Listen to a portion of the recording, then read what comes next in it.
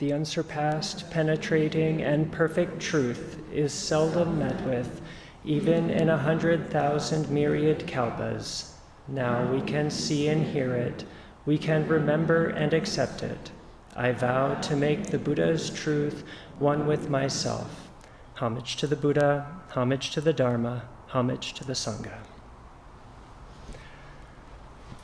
So, first of all, thank you, Reverend Master Mayon and Reverend Master Oswin, for letting me do a talk.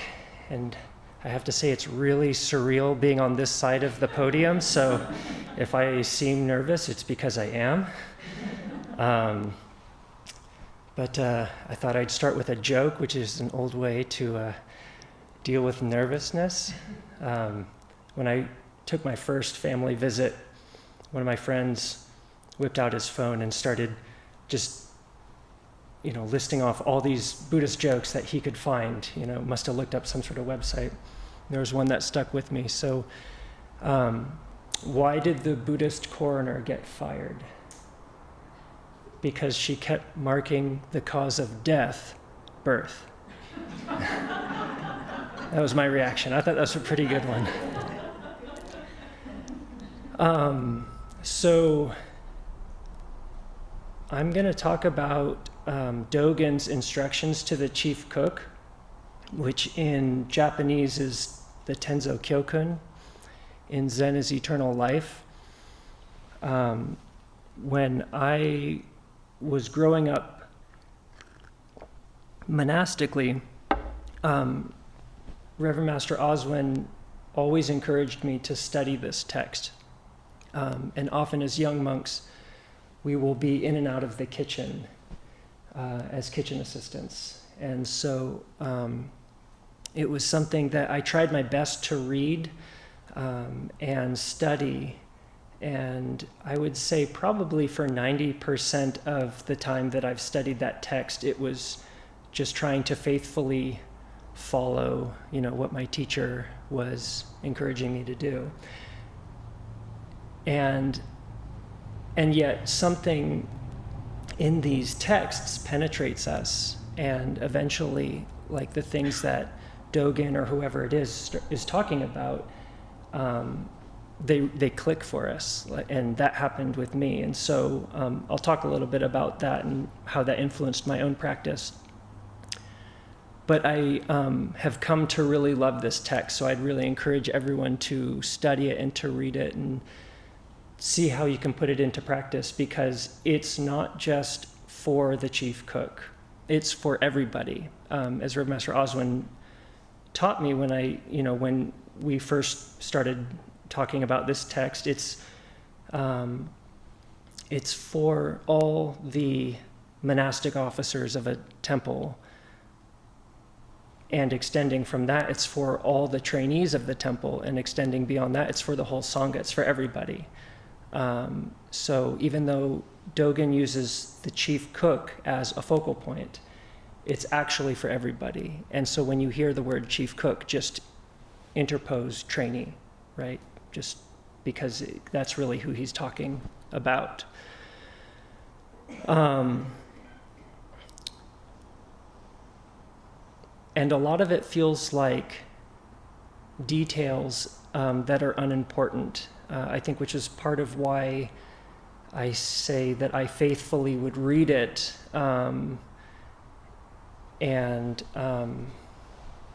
Because a lot of it is that, when do you cook the food? Who do you check with? Okay, then when you're supposed to start cooking breakfast at midnight, and then and then you do this, and then you do that. It's all very, very precise. And as you may or may not know, Dogen really loved practice, and he really had great respect for China and Chinese Buddhist practice that he went and trained with and then brought back to Japan. And I'll talk a little bit about Dogen. So how I reflect on that now is that Dogen was just really excited. He found what he went looking for, and then he was bringing it back to Japan and just couldn't help but be excited. Here were these people who wanted to train with him, and and said, yeah, we've got to do it like this, and then you've got to do that, and don't cook the breakfast before midnight, and just, I can just imagine Dogen just having a ball and all these trainees around him being like, okay, like, why do we have to do it that way?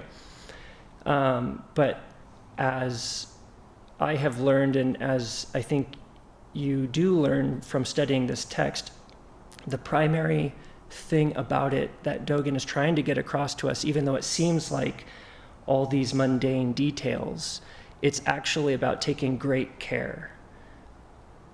It's about practicing mindfulness and respect and generosity, specifically in the kitchen with the food and the offering that we're making to our fellow trainees. But if you're the sacristan, or if you're the extern sacristan, which is like our maintenance department, or the abbess, or whoever you might be, these same things apply. That all of these, quote, mundane details are really about showing gratitude and offering respect to the Sangha. This is our offering, this is our daily offering, and how we show respect to the Sangha, and how we do our part to keep that going. So a little bit about Dogen. I found something that I didn't know, which I found very, very interesting in doing just a little bit of research for this. So Dogen lived from 1200 to 1253. And as you may know, Dogen has another writing called Rules for Meditation. And in that, he starts off by listing a whole series of questions. He says, why are training and enlightenment differentiated since the truth is universal? Why study the means of attaining it since the supreme teaching is free? Since truth is seen to be clearly apart from that which is unclean, why cling to a means of cleansing it? Since truth is not separate from training, training is unnecessary. And I never, for myself, knew where that was coming from. I've always been a little bit, confused about that, except that I knew that that was a question that Dogen went to China with. And so on Wikipedia, I found the following explanation, which I found very interesting. And I was laughing when I was doing this because I can remember being in college when Wikipedia was becoming popular. And our teachers said, you can't use Wikipedia. It's not a real resource. You have to go to the library and you have to get it from a book, And now Wikipedia is it's probably the first thing that people quote. So I'm quoting what's actually written on Wikipedia. Originally ordained as a monk in the Tendai school in Kyoto, he was ultimately dissatisfied with its teaching and traveled to China, he being Dogen, to seek out what he believed to be a more authentic Buddhism. He remained there for 4 years, finally training under Tiantong Rujing, or Tendo Nyojo, as we know him in the Japanese, an eminent teacher of the Saodong, or Soto, or Serene Reflection Meditation, lineage of Chinese Chan. Upon his return to Japan, he began promoting the practice of Zazen. I knew that Dogen had trained first in the Tendai school, but what I didn't appreciate was the following. He became, and this is also Wikipedia, he became possessed by a single question with regard to the Tendai doctrine. And this is Dogen speaking. This is Wikipedia quoting Dogen. As I study both the exoteric and the esoteric schools of Buddhism, they maintain that human beings are endowed with Dharma nature by birth. If this is the case, why did the Buddhas of all ages, undoubtedly in possession of enlightenment, find it necessary to seek enlightenment and engage in spiritual practice? So it's right there. There's his question from Rules for Meditation, which I just found really interesting, seeing the source of it. Was that here was this Tendai doctrine that he encountered, and he didn't understand it. Well, if we have Buddha nature from the first, like, why do we all have to practice? And this is, of course, what he finds in China.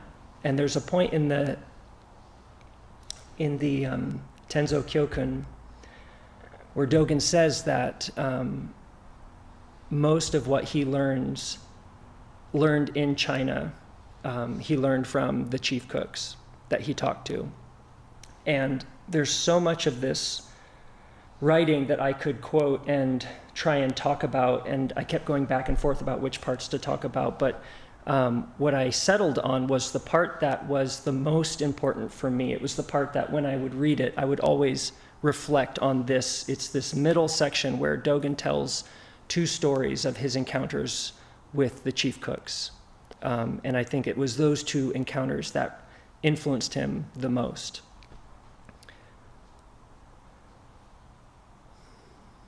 So Dogen went to China, like I just said, because he was trying to figure out the answer to this question about why do we have to train? What's the point if we already have Buddha nature? And when I've reflected on this, the way that he was looking at it in the beginning was that he was training for enlightenment. He was trying to get enlightenment.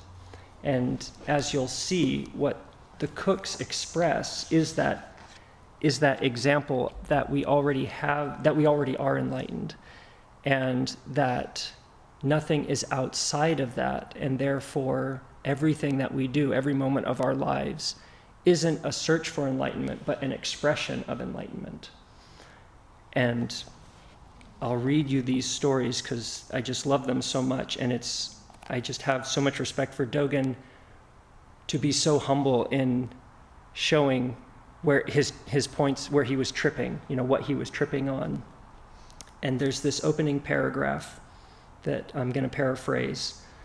But Dogen says, although Buddhism was brought to Japan a long time ago, I have as yet never read anything written by any Zen teacher concerning the correct way of cooking, nor is it written anywhere that the chief cook must bow to the meditation hall before sending food to the table.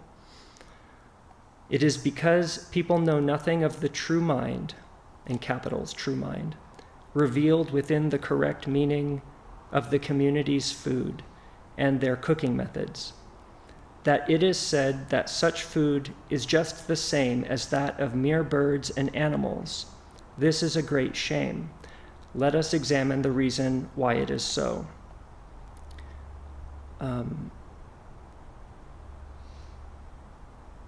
When we recite the mealtime verse, the last two verses are, we eat lest we become lean and die, and we accept this food so that we may become enlightened. Dogen's making a point in this opening paragraph where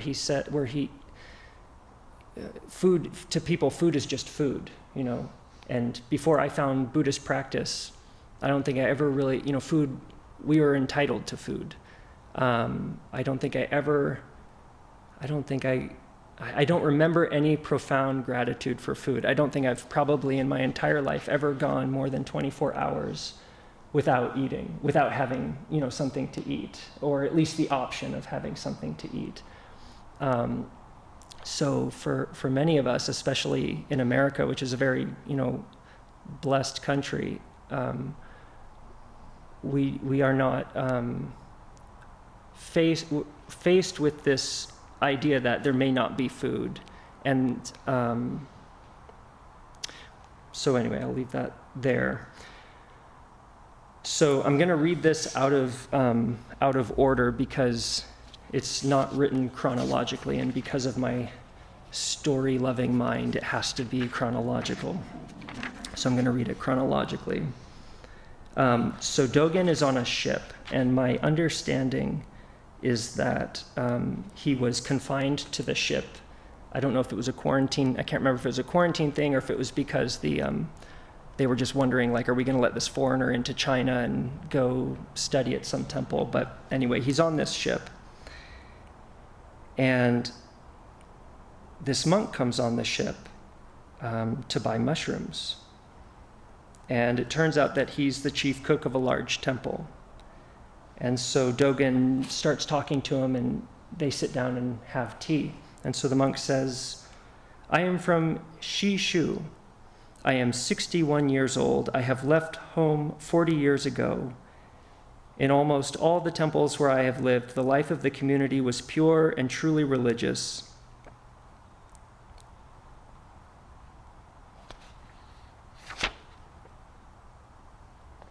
And so he says, that he was appointed to being the chief cook. Okay, so he's explaining to Dogen why he's there, which is essentially to come and buy mushrooms for a festival day so he can cook something nice. And so Dogen asks him, well, when did you leave? And the monk says, well, after lunch. He says, did you have to come far? And the monk says, essentially, yeah, it wasn't too far, but it was far enough that, well, when will you return? Well, as soon as I have the mushrooms. And Dogen says, oh, I'm so glad we met. I'd like to offer you something. And the monk says, well, that's impossible. I've got to get back. It's long enough that I'll be back just before nightfall. And this really perplexes Dogen because the monk says, if I stay longer, who will do tomorrow's cooking? And Dogen says, well, surely in a temple as big as Ayuan-shan, someone else is capable of cooking the food. I cannot believe that the absence of one chief cook could cause trouble. And so the old cook says, although I am old, I, as the chief cook, am in charge of cooking. Since this is the training of my old age, how is it possible for me to give such duties to others? It must also be remembered that I did not get permission to stay out for the night. And Dogen replies, surely it would be better for you to do zazen or study koans. Whatever is the use of working so hard merely at the duties of a chief cook? I love this sentence. He laughed heartily when hearing my comment, saying, my good foreigner, you have no idea of the true meaning of Buddhist training, nor of its character. And this is where my respect for Dogen is really great, because he just says it honestly. He says, feeling greatly ashamed and somewhat surprised at this comment, I said, what are they? And the monk replies, remain still and quiet in the very depths of your own question, and their meaning will manifest itself. It's like, how many times have we asked a question and someone said, well, just sit with it. But he can tell that Dogen doesn't get it. And so he says, well, if you can't understand what I'm saying, come and visit me and we can talk about it. And so Dogen winds up going on his travels, and he eventually winds up at Tendozan, or Tendoshan.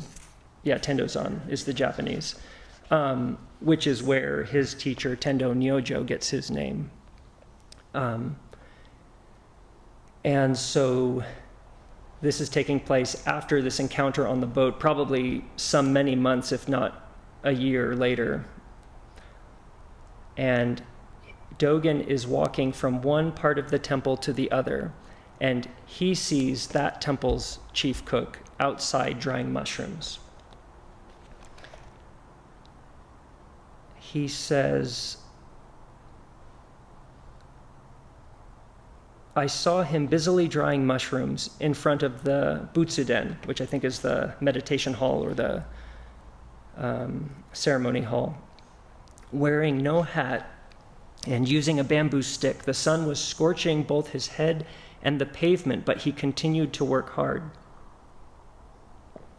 perspiring greatly.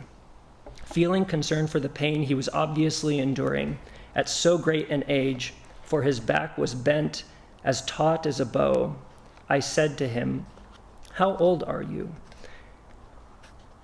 And Dogen writes really beautiful sentences with poetry. He says, his eyebrows were as white as the feathers of a crane. Which is a lovely image. I am 68, he replied. Dogen says, well, why do you not give such work to a junior trainee or a servant? They are not me. Classic Zen answer. And Dogen, this is just me kind of imagining, but I imagine maybe even just a little bit condescending, saying, well, I know you're very sincere, but the sun is now blazing hot. Why work so hard at such a time? And the old monk says, what other time is there than now? And the conversation went no further than this. But Dogen continues on, and he says that he had a really deep intuitive sense of what that monk was talking about, and that there was something really, really important that he was saying.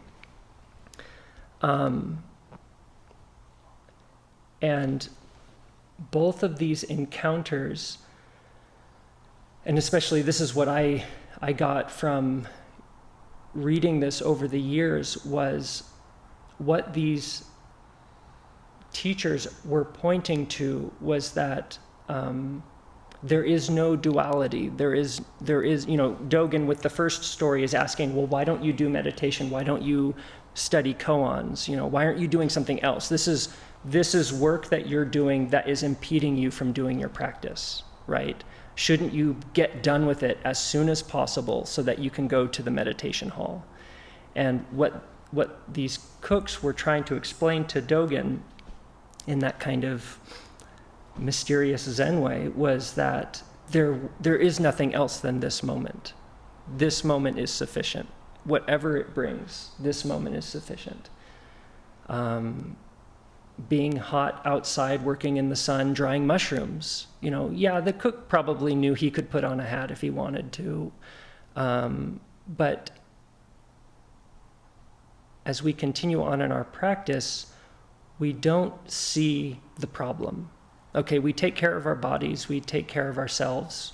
We're not trying to hurt ourselves, but there is no problem. The obstacles dissolve. And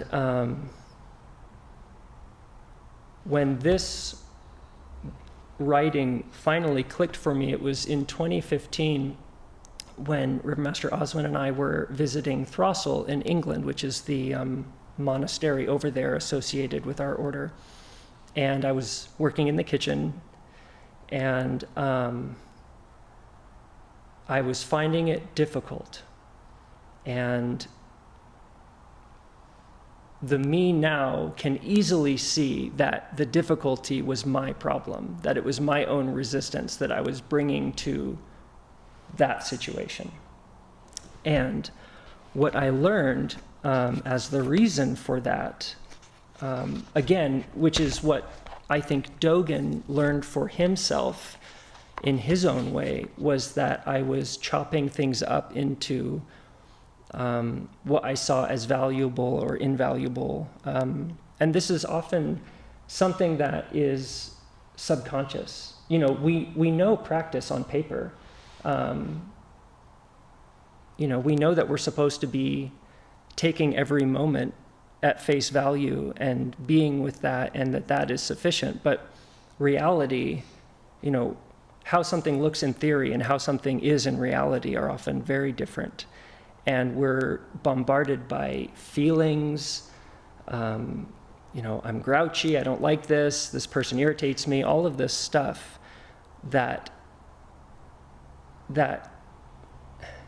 makes it so that the theory is not so easy. Like Buddhism on paper looks, can look, maybe it looks easy, I don't know, but Buddhism in reality is very difficult.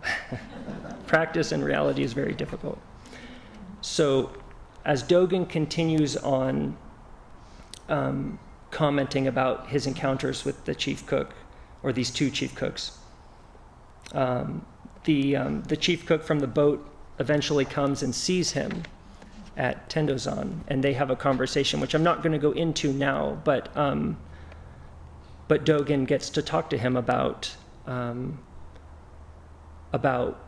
what is the character of Buddhism, and he encounters a poem later that reminds him of something that the cook says, and the poem reads, 1-7 3:5. Nothing may be depended upon by any universe. Night comes, and the moon floods the water with light. Within the dragon's jaws, I find many exquisite jewels. And I don't know how many times I read that poem, but I can remember sitting in the novices' common room at Throstle, and it was probably a rest period, and I was just doing, reading the Tenzo Kyokun and just trying to read it and study that and do my best. And maybe I was exerting effort, or maybe it was a little half-hearted. I can't remember. But I read that poem and it just totally clicked. And again, it doesn't mean that makes life any easier, but something clicks for us sometimes in practice. And it's like training downshifts, like you shift into the next gear. And within the dragon's jaws, I find many exquisite jewels. And again, I don't know how many times I read that sentence, but it's about our perspective. And Dogen's experience, his conversations with these chief cooks, he was looking for something. He was looking outside of himself for something. He was staring at life and seeing the jaws, right? But within the dragon's jaws, I find many exquisite jewels, okay? When you shift your perspective, you see that there are no obstacles, there is no problem. It's a jewel with which to deepen your practice. It's something to train with, okay? If you were a weightlifter or, a yoga instructor or something like that, you're not going to get very far not stretching. You're not going to get very far not lifting a weight, right? It's the resistance that we put on ourselves that helps us to get stronger or more flexible in those particular categories. And training the grist of life every moment of every day is that soil with which that lotus blossom grows. And that shift in perspective, it sounds crazy now, but I had never seen that for myself. I had just never seen that. Again, how many times I had read that poem and I had not seen that there were jewels in the dragon's mouth, right? There's actually jewels there. Often you see statues of Kanzeon or paintings and she's riding a dragon. It's because the dragon traditionally represents the truth and also the defender of the truth. And it also represents that which we find difficult. There's this image of like dragon's breath, right? There's even a saying, encountering dragon's breath, right? It's that which we find difficult. But when that shift in your perspective takes place, there you see Kanzeon riding on the dragon. You see that it's actually not something to scare you or chew you up. It's actually something that's compassionate. It wants you to succeed in your practice. It wants you to deepen your practice. And so, just a couple other stories from my own experience in the working in the kitchen. So part of this attitude of mine that we bring to daily life is this cutting up of what we like and what we don't like, or what we think is good or bad. And I learned another really valuable lesson when I was training with Reverend Astor, when she was the chief cook. And we had cooked some white rice, and it had gotten old enough, it was a few days later, that we needed to compost it. And I really love white rice. And so I said, well, but more, I think I felt bad that we were composting it. And so I said, well, I'll eat it. And at first she said, okay, sure, fine. But then she came back and she said, but really look at your attitude mind of why do you want to eat that rice? And I did. And what I saw was, yeah, I like white rice, but really it was the judgment that putting it in the compost was wrong. And again, this is that breaking up of reality and putting it into these categories of right and wrong and good and bad, like Dogen was doing, where he was saying, this is practice and this isn't practice. And so it's interesting now when we have to compost things. There's a saying that, and I don't know the name of the person who said it, but nothing is lost. I'm sure many people have said that over the years, many different people, but nothing is lost. Okay, what is that judgment that I'm imposing upon this thing that's going to go into the compost? And if you think of it in terms of the scripture of great wisdom, nothing is lost there. Someone's going to eat that food, right? If they didn't, it would just remain there for eternity. There'd be white rice on the table forever. Like something winds up eating that food. It's just not going to be a human being. And so although we want to take great care with the food, as Dogen talks about in the Tenzo Kyokun, and we want to treat it with respect, it is not disrespectful to have to compost something. Both are okay. We do our best to take care of the food when we can. We try not to cook too much food so that we can, try and eat it before we have to compost it. But you can't always, it's not a perfect science. And another story was that the first chief cook I studied under was Rev Master Oswin, who was the prior of the Eugene Buddhist Priory. And when you're prior, you have to wear all the hats. You have to do everything. So that's why I count him as a chief cook. And I was cooking some food one day, and he was on probably a Sanzen call, and it was going way longer than the scheduled time.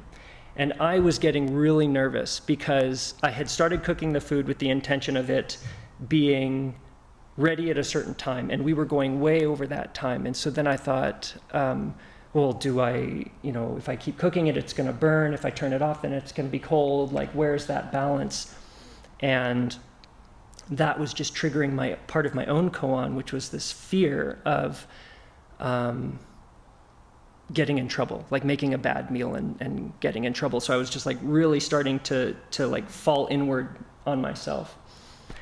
And again, luckily, because I was studying the Tenzo Kyokun at that time, I started seeing this like spinning negative attitude of mind. And I thought, no, like you got to pull out of that. You got to put as much love and care into this food as you can. Because again, that's what Dogen talks about. That's what he learned in China from these chief cooks, was that this is all practice. And this is that our putting the love and kindness and gratitude into this food is so important, and that's why we take such great care with all of these minute details. It's, again, an expression of gratitude and love.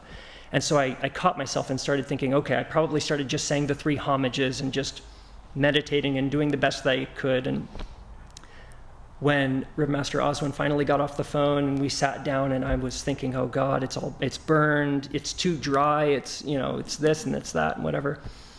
And he said, he took a few bites and he said, this meal is perfect.